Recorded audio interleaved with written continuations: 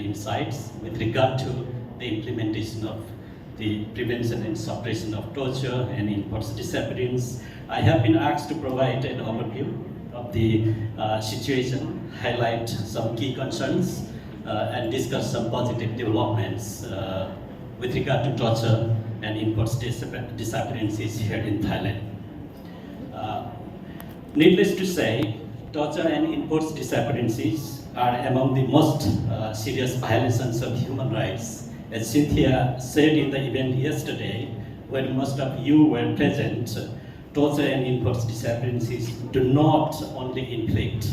profound suffering on individuals, but also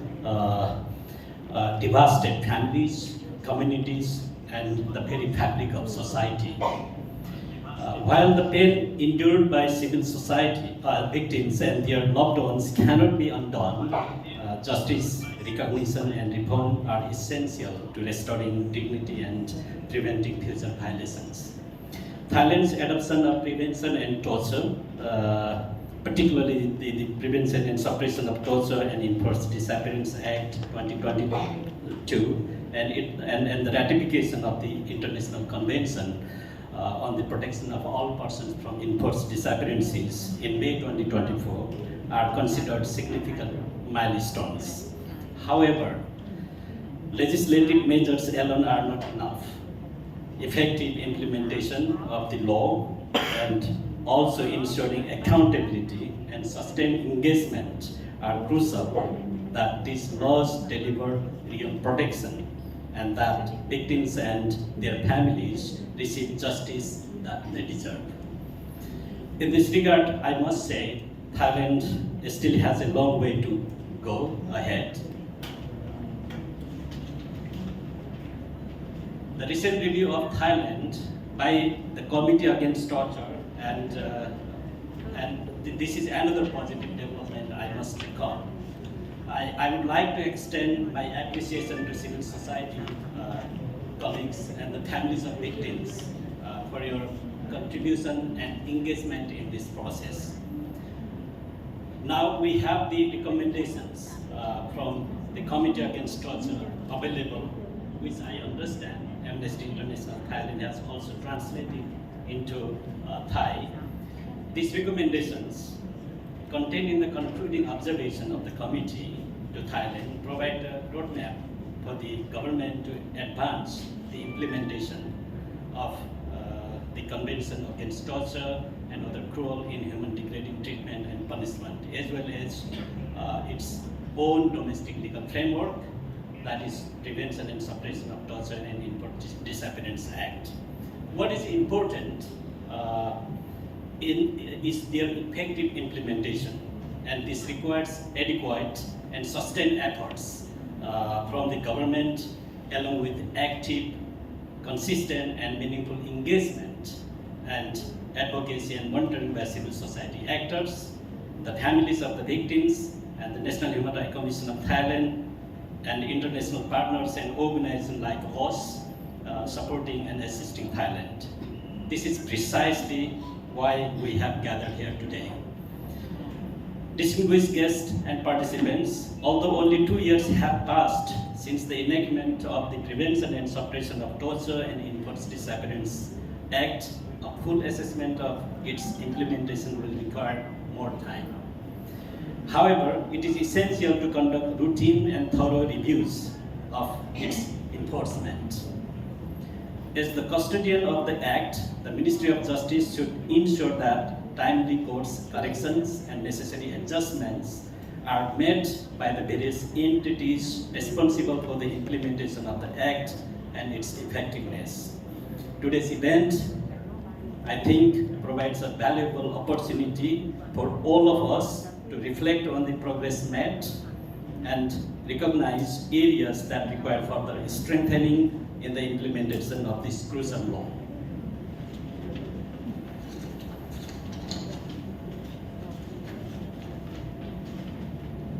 Esteemed guests, participants and victims, allow me to highlight some of the key reflections that were provided by the Committee Against Torture during the review of Thailand's second periodic report. According to the statistics provided by the government to the UN Committee Against Torture, between 22 February 2023 and 31 October 2024, a total of 125 complaints were filed through all reporting channels. Of these,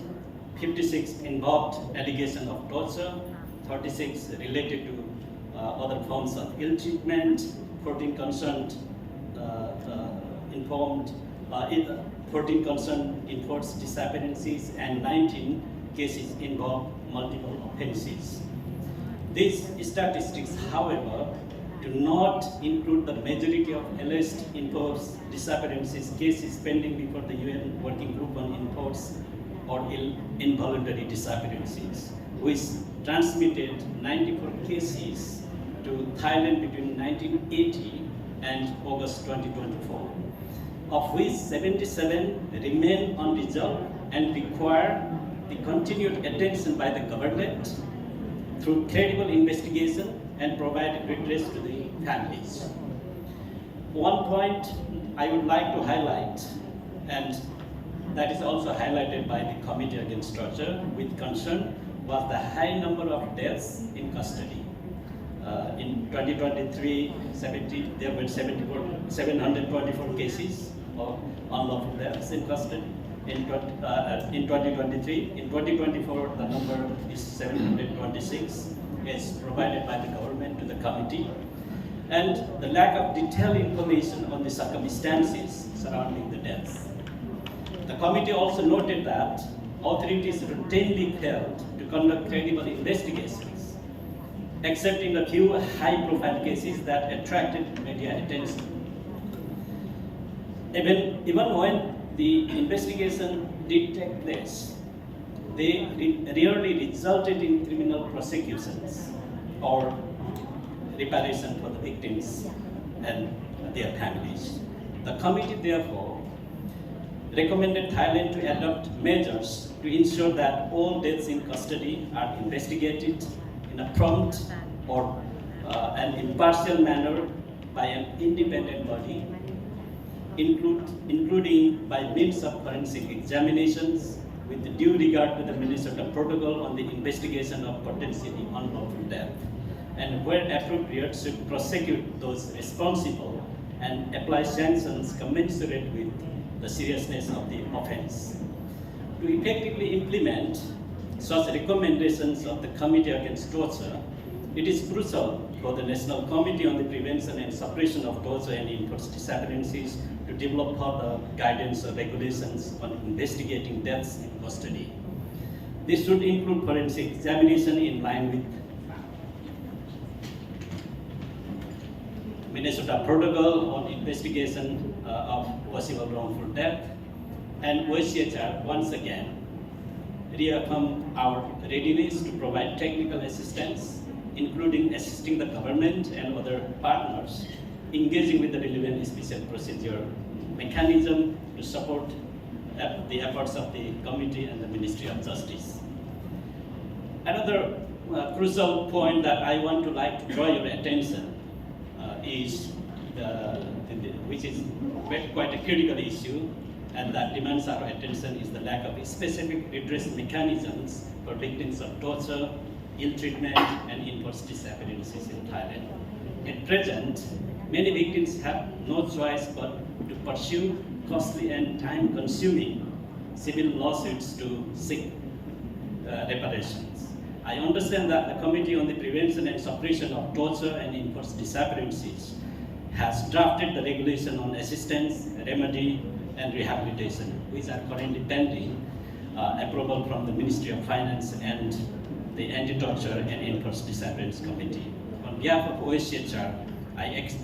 express our hope that the committee will expedite the adoption of these regulations, ensuring they align with the international standards and incorporate meaningful participation and consultation with victims and their families. Under Article 14 of the Convention Against Torture and Article 11 of the International Convention for the Protection of All Persons from Enforced Disappearances, state parties are obliged to ensure that victims of such crimes have access to redress and as an enforceable right to fair and adequate compensation, including full rehabilitation. The Committee Against Torture, in its General Comment number 3, has further clarified that redress encompasses restitution, compensation, rehabilitation, satisfaction, and guarantee of non-repetition. These principles must guide all our efforts to ensure justice for victims. Distinguished guests and CSO colleagues, accountability and justice for victims of torture and enforced disappearances are cornerstones of human rights protection. The Committee Against Torture also urged Thailand to amend the Act to bring it into full compliance with the Convention Against Torture and other international human rights standards. This includes ensuring that torture and enforced disappearances are not subject to any statute of limitation.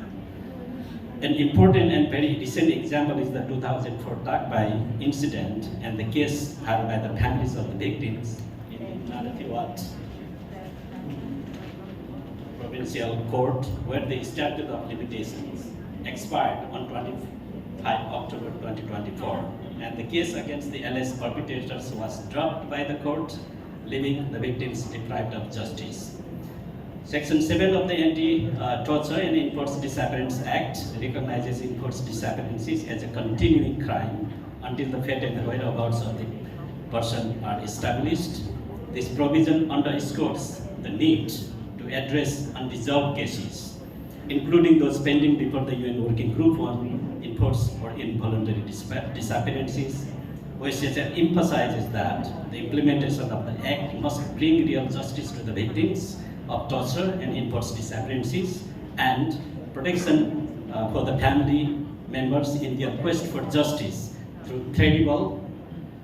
timely, and meaningful action by the state that is in line with international standards. On the principle of non-refoulement under Section 13 of the Act, as well as Thailand's obligation under application international human rights law, the country is prohibited from removing individuals to any state, including their country of origin, where they face a real risk of torture, ill treatment, and enforced disappearances or other serious harm. And Thailand has struggled since the adoption of the Act to effectively enforce its non-refoulement provision. The deportation of Uyghurs 2 days ago back to China is a clear violation of international human rights laws and standards, particularly the principle of non-refoulement, which is absolutely prohibited in international law. For a country like Thailand, a sitting member of the UN Human Rights Council, to take such action and at a time when the council session is ongoing is deeply regrettable. WestJR, in collaboration with other like-minded UN agencies, stands ready to provide technical support to the National Committee and the Ministry of Justice and other relevant government entities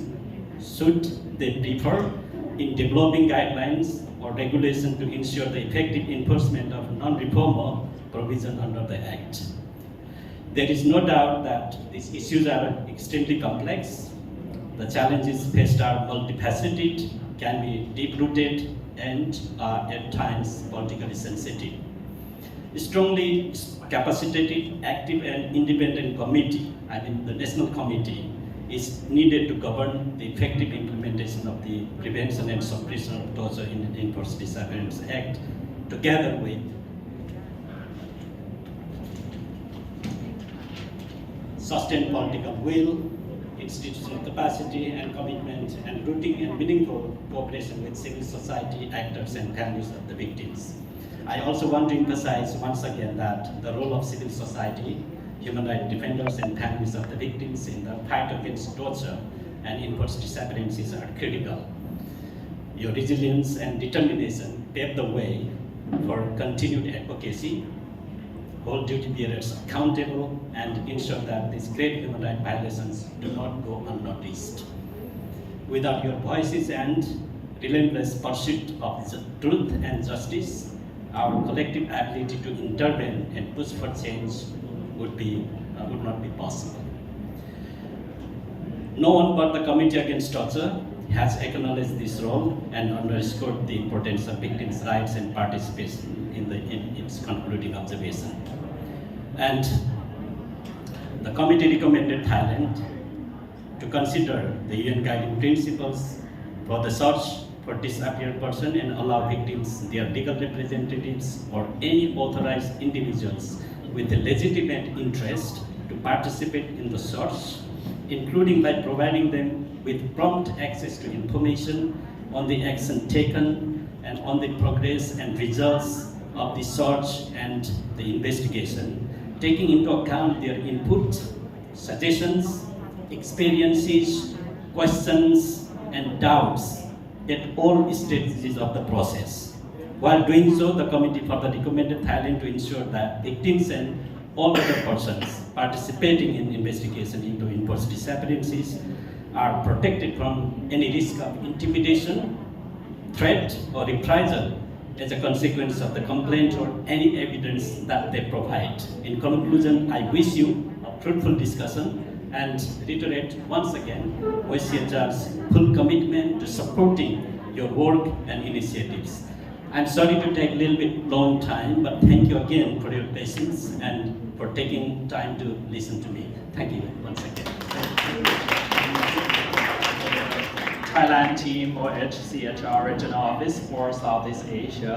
ผมสรุปจากที่คุณดิฟพูดเมื่อสักครู่เล็กน้อยนะครับก็คือพูดถึงเรื่องของการบังคับใช้พรบไปแล้วเนี่ยแต่ว่าการทบทวนกลไกต่างๆก็ยังเป็นสิ่งสำคัญเหมือนกันนะครับเพราะว่าเราก็ยังมีช่องว่างในเรื่องของกลไกการชดเชยให้เหยื่อที่ถูกทรมานรวมไปถึงกรณีที่จุดกระแสวิพากษ์วิจารณ์กันทั่วโลกเมื่อ2 วันที่แล้วก็คือการที่รัฐบาลส่งตัวชาวอุยกูร์กลับไปยังจีน40 คนด้วยนะครับอันนี้ก็ถือเป็นการละเมิดหลักการไม่ส่งกลับซึ่งก็ขัดต่อกฎหมายของประเทศด้วยนะครับฟัง